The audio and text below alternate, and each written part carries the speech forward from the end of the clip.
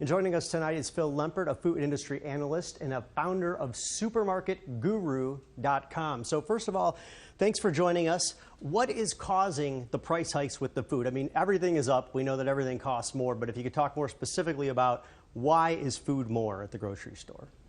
Yeah, so Jason, everything that you've just reported on is 100% accurate. That's important. And when we take a look at why the price increases are happening, it's very complicated. We've got climate change is probably the biggest attribute of what's causing the problems, whether it's the fires in the northwest part of the country that has destroyed corn and soy crops, or the floods in Brazil that has raised the price of coffee. We've got a severe problem as it relates to climate. Then number two is labor. The price of labor is going up. We don't have enough truck drivers. Transportation is going up. You know, pre-pandemic, it would cost about $2,000 to take a container of food products from China to the U.S. Now it's over $20,000. You know, I don't know the last time you were in a wine store, but you can't get wine from France or Italy because of the prices that are going up. So we've got all these factors that are taking place, and the prices are going to continue to go up over the next 12 to 18 months because it's going to take that long for us to, frankly, you know, fix the supply chain, put in more robotics, more automation, more machine learning, more, you know, AI. All these things are going to take time to be able to do. And in the meantime, you and I, every time we go to the supermarket, are paying more and more and more. And you did say that those prices are going to continue to go up. That's not good news for a lot of people, but any idea as to when they will actually go down? When can we see some relief? You know, I don't think they're ever going to go down. I think 12 to 18 months they'll level off, which is the good news. Don't forget, we've got the cheapest food supply in the world. We're spoiled. Matter of fact, we've got great retailers in the Chicagoland area.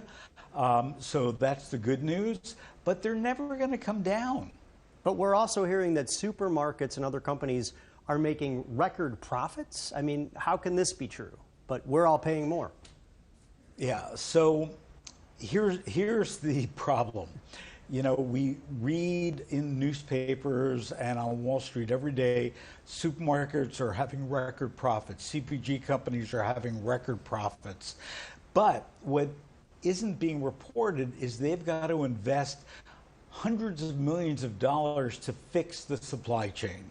So yes, they're showing record profits today, but over the next 12 to 18 months, they've got to reinvest. Just imagine before COVID, you know, did you ever see, you know, plastic shields in the supermarket? Did you ever see them, you know, having electrostatic cleaners on shopping carts or cleaning the conveyor belts every half hour?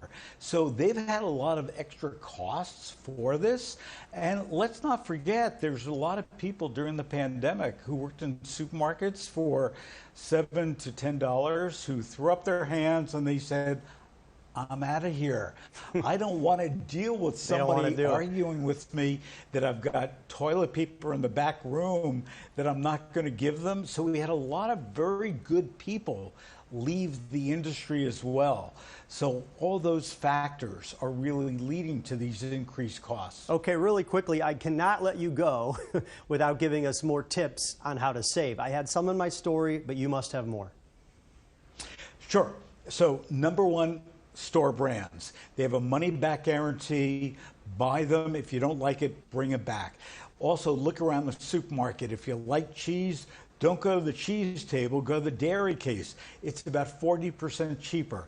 If you like seafood, and seafood is a great healthy alternative, you know, you go to that fancy fish table, well, guess what?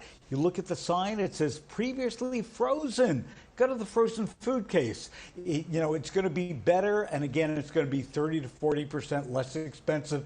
And go to dollar stores, go to grocery outlets, go any place you can to save money. And here's a big tip, you know, Bottom line is CVS and Walgreens sells milk less expensive than supermarkets do, and they have for years.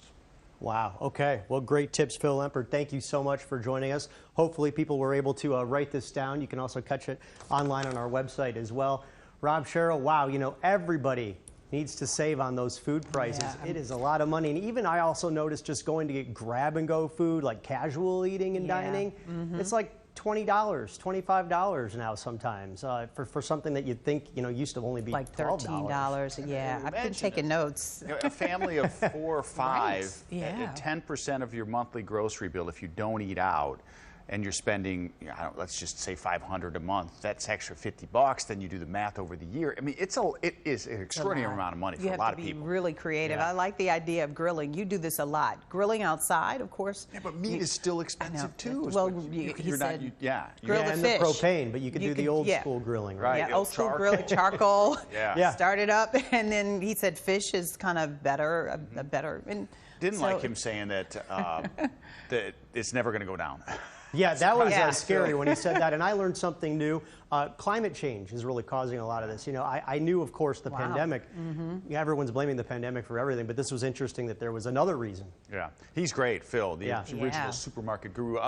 Jason, this was a great series for us. We appreciate you joining us live every night this week at 7. If you want to see the entire series, it's on our website or our news app. You can watch all that too. Yeah, extraordinary series. Jason, so much great information and advice. You are the best, and your experts have been wonderful too. So thank you so much for having me this week. We're going to take a quick break. We'll be right back after this.